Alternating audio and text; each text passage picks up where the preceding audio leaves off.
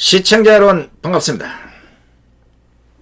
5월 18일 화요일 손성TV 뉴스 까보기를 시작하겠습니다. 옛날 어느 서당에 훈장이 아이들을 가르치면서 바람풍이라 해야 할 것을 혀가 조금 짧은 바람 탓에 바담풍이라고 가르쳐놓고 아이들이 훈장님의 발음 그대로 바담풍이라고 발음하니까 훈장이 아이들을 다그치면서 옥신각신하다가 결국에는 자기는 발음을 바담풍이라 하더라도 너희들은 제대로 바람풍이라고 발음해라. 이런 이야기가 있습니다. 들어보셨죠? 이 이야기는 교육자가 가져야 할 모범으로서의 책임을 시사함과 동시에 스스로에겐 간대하면서 타인에겐 엄격한 이중잣대를 들이대는 심리를 꼬집고 있는 것입니다. 다시 말하면 자기는 잘못된 행동을 하면서 정작 남에게만 잘하라고 하는 이 모순적인 사람을 일컬을 때 가끔 하는 이야기인데다가 이게 뭐 비슷할란지 모르겠습니다만은 조금은 비슷하다고 보는데 내로남불의 이거하고 좀 비슷하다고 저는 보고 있습니다. 내로남불. 어휴 진짜 지긋지긋합니다. 도대체 이 정권과 민주당의 내로남불의 끝은 어딥니까? 한두 사람이 그렇게 하면 이해라도 할 텐데 아주 집단으로 내로남불병에 걸렸으니 이거 어쩌면 좋습니까? 제가 지난 4년간 이 정권과 저 좌파 세계를 지켜본 결과 전 세계 그 어떤 의사라도 아무리 유명한 명이라도 허준 선생이 와도 내로남불병을 치료할 수 있는 사람은 없을 거라고 봅니다. 이놈의 병은 백신도 없고 치료약도 없고 고칠 의사도 없으니 이거 어떡하면 좋습니까? 환자가 이 정도로 갑자기 생겨나면 전문의 분야에 내로남불과를 하나 만들어야 하지 않겠습니까? 그것도 어렵다면 정신과 분야에서라도 이 질병을 치료할 수 있는 전문의를 조금은 배출을 해야 된다는 생각입니다. 심각해도 너무 심각해서 이것이 너무 빨리 확산이 되어버리면 나라까지 말아먹을 것 같아서 그렇습니다. 정 안된다면 코로나 확진자도 격리 수용하는데 수용소라도 만들어서 이들을 격리 조치라도 해야 할 것만 같습니다. 그래도 이게 우리나라에서만 유행하는 것이어서 다행이지 코로나처럼 해외로 전파되거나 이러면 큰일 납니다. 오죽하면 국산 내로남불이 급기야 얼마 전에는 영어로 미국 언론에 게재됨으로 인해서 이것이 드디어 국제어까지 됐으니까 조만간 다른 나라 사람들부터 아유 미개인들 이런 손가락질을 받을까 걱정입니다. 진짜 내로남불 얘기만 하면 낯이 뜨겁고 부끄럽고 수치스럽고 황당하고 민망하고 화가 나고 짜증이 납니다. 성질 같아서는 이것들 전신만신 포성줄로 꽁꽁 묶어서 굴비처럼 쫙 끌고 저 외딴 섬으로 모조리 끌고 갔으면 좋겠다는 생각. 이 생각이 안 지워집니다. 그런데 이 내로남불병에 걸리면 이 뭐 어떻게 뇌세포가 어떻게 되는 것처럼 자꾸 내 눈에는 그렇게 보입니다. 왜냐하면 치료를 했다고 하는데 그 약발이 채 한 달을 못 넘긴다는 겁니다. 공은 내 탓이고 관은 니 탓이라. 이 고질병이 지난 4월 7일 재보선에서 참패의 백신을 맞고 치료가 좀 되는가 했더니 제 기대가 헛발질했습니다.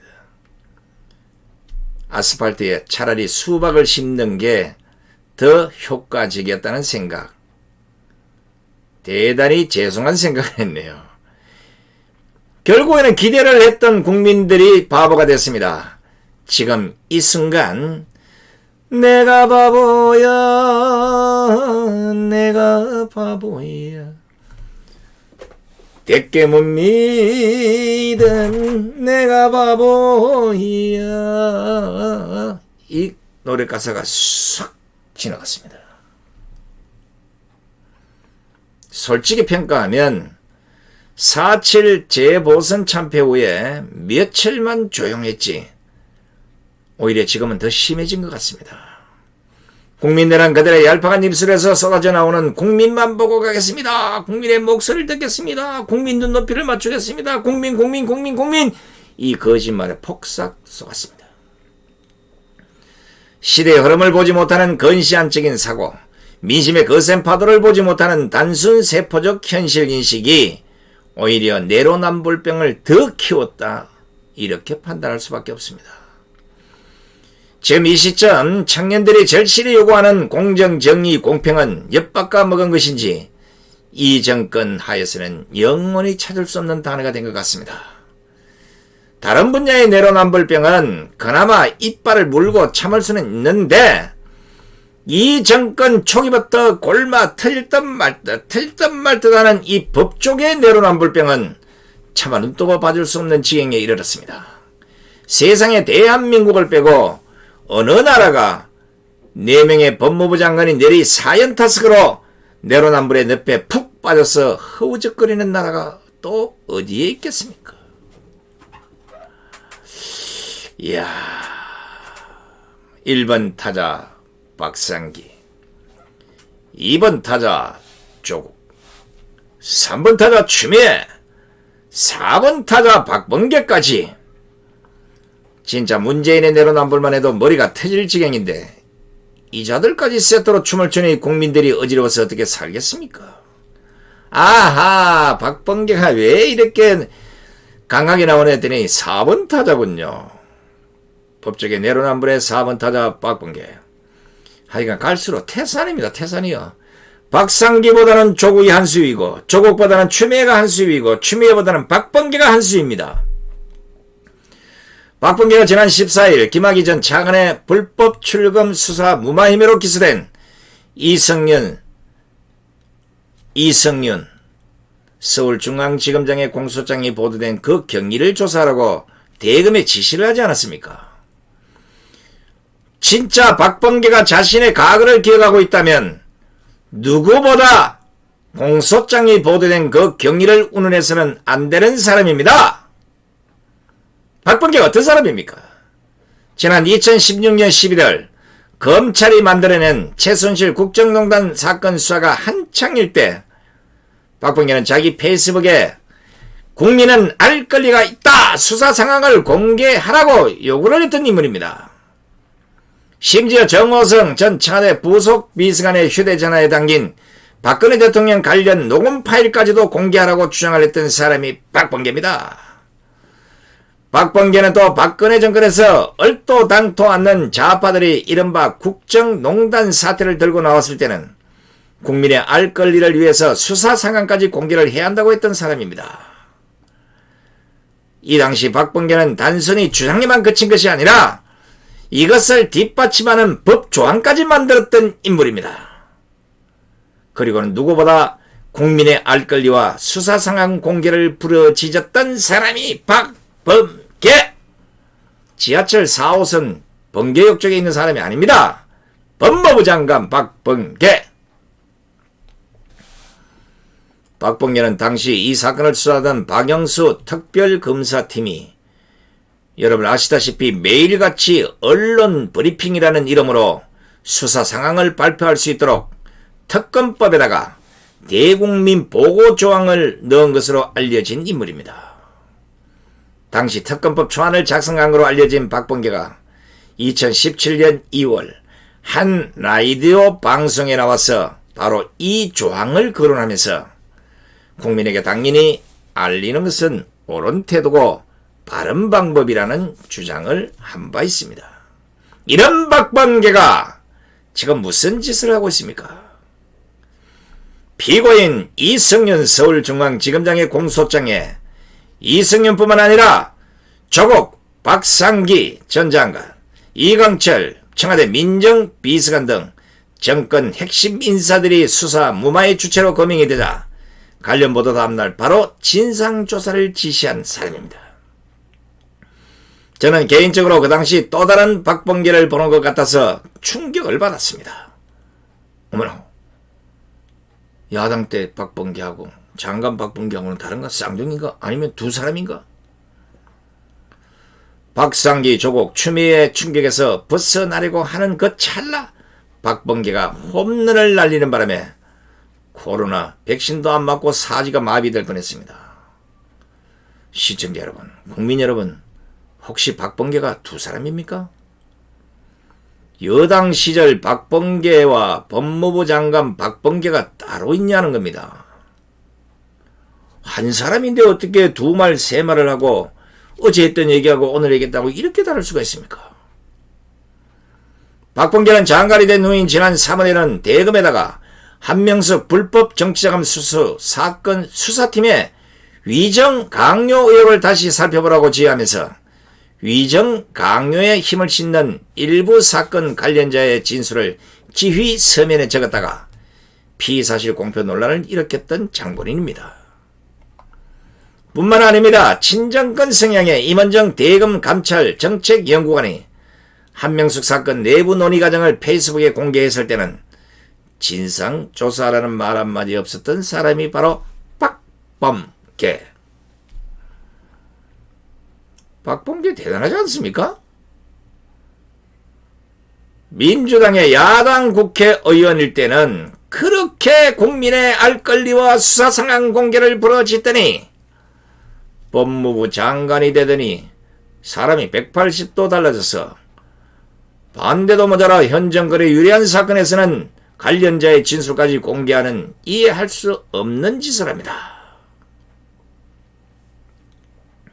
이게 내로남불 몇 기 때 일어나는 부작용입니까?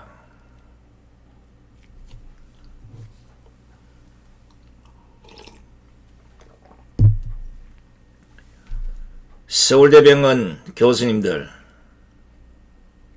이게 내로남불병 몇 기 때 일어나는 부작용인지 좀 알려주십시오.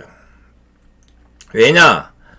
혹시나 박범계가 다른 꿈을 꾸고 대통령이 된다고 나오면 또 어떤 모습으로 변할지 생각만 해도 등줄기에 식은땀이 쭉쭉쭉 내립니다. 아무래도 박범계가 사법고시 합격 이후에 법을 다 까먹어 버렸는지 모르겠는데 지금 논란이 되는 것이 바로 형법 제126조의 피의사실 공표죄 아닙니까? 형법의 피의사실 공표죄는 수사기관이 재판 청구, 그렇게 기소 전에 수사 내용을 외부에 알렸을 때 처벌하게 되어 있습니다. 그런데 정작 그렇게 알린 사람들은 아무 말도 안 하고 기소된 이후에 공소장을 기자들에게 알린 사람은 지금 감찰하겠다고 난리법석을 뗍니다. 이번 이성윤 공소장 공개같이 이미 기소가 이뤄진 사건 내용이 공개가 됐을 때는 문제가 되지 않는다는 거. 법조계에 상식 있는 법조인들은 문제가 안 된다고 얘기하고 있습니다. 그런데도 박범계가 왜 이랬겠습니까? 문재인 때 잘 보여서 뭘 하겠다는 겁니까? 뻔뻔할 정도로 공소장 유출자 색출 조사를 지시할 수 있는 박범계. 이 사람이 왜 그러겠습니까? 혹시 또 다른 근거가 있는 건 아니겠습니까? 있습니다.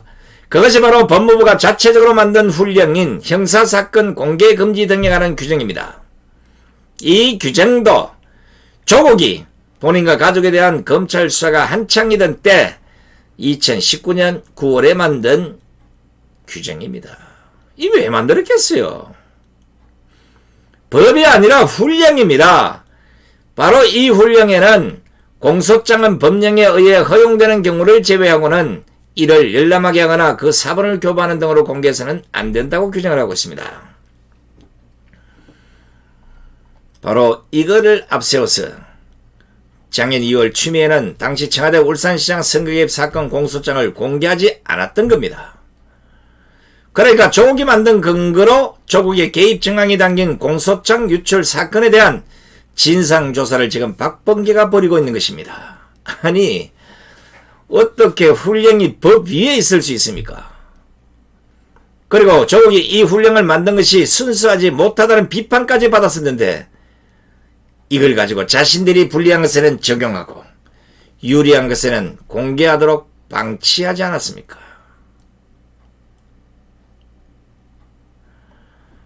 이건 제가 여러 법조인들에게 자문을 구해봤지만 법에 위배되는 훈령이라는 것이 일관된 지적이었습니다.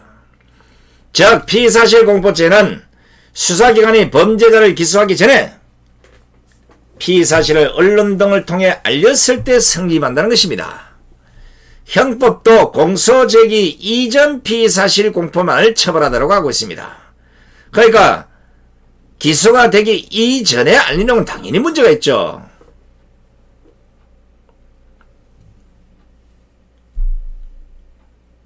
기소가 된 이후에는 상관이 없다는 거. 왜 박범계가 모르겠습니까? 제가 박범계를 이해할 수 없는 것은 유독 여권 인사들의 공소장만 공개를 제한한 것. 그것도 그렇지만 이성윤 기소처럼 수사가 마무리된 시점이고 기소까지 된 상황임에도 박범계가 어떻게 이런 지시를 할 수 있는지 이걸 알다가도 모르겠다는 겁니다. 이걸 박범계 예전 주장대로 말을 하면 박범계는 국민의 알 권리를 지나치게 침해하고 있는 것입니다. 자신의 한 얘기를 되돌아보라는 거예요. 심지어 미국도 기소되면 법원이 특별한 제동을 걸지 않는 한 기소 당일 공소장을 법무부 홈페이지에 게재합니다. 박범계 씨, 어지간하면 당신의 얼마 전 발언들을 한번 재점검해 보시오.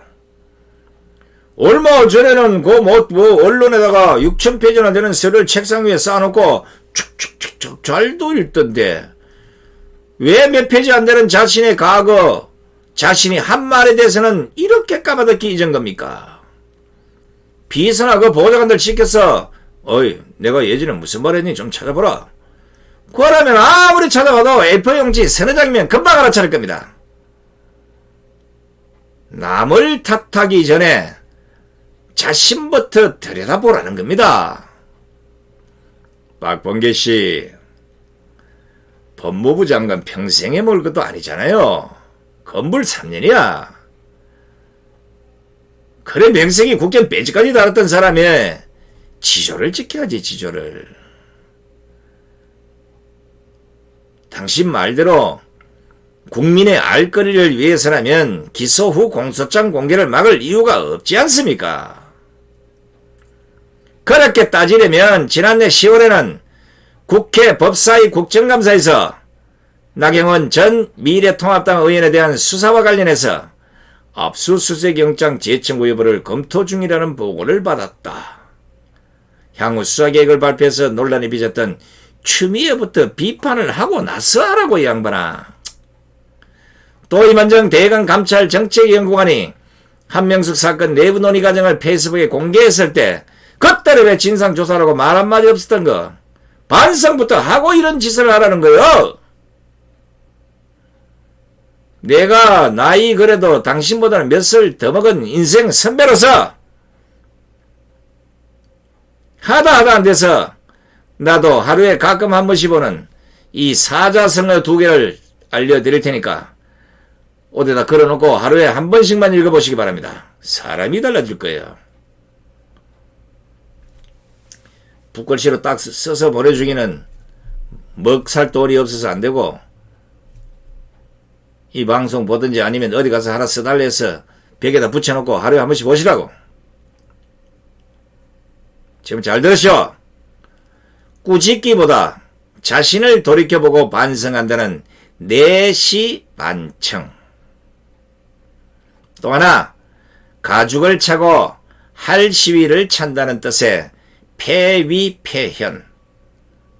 분명히 벽에다 붙여놓고 하루에 한 번씩 읽으십시오. 아마 고시 폐쇄고 법무부 장관이니까 내시 반청 정도는 알 것 같고 폐위폐현은 진정한 뜻을 모를 것 같아서 오늘 팁으로 알려드립니다. 뜻인 즉 성질이 급한 사람은 부드러운 가죽을 차고 성질이 느린 사람은 팽팽한 할 시위를 차서 스스로 반성하고 수양하라는 것입니다. 박범계 씨, 내시 반천과 폐위 폐연을 모르면 더 이상의 큰 일은 접으시기 바랍니다.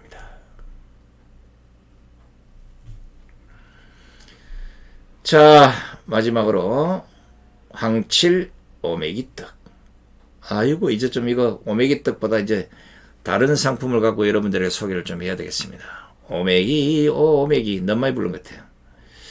그래도 여름에 냉장고에 얼렸다가 꺼내서 먹으면 아이스크림 같이 녹아드는 오메기떡.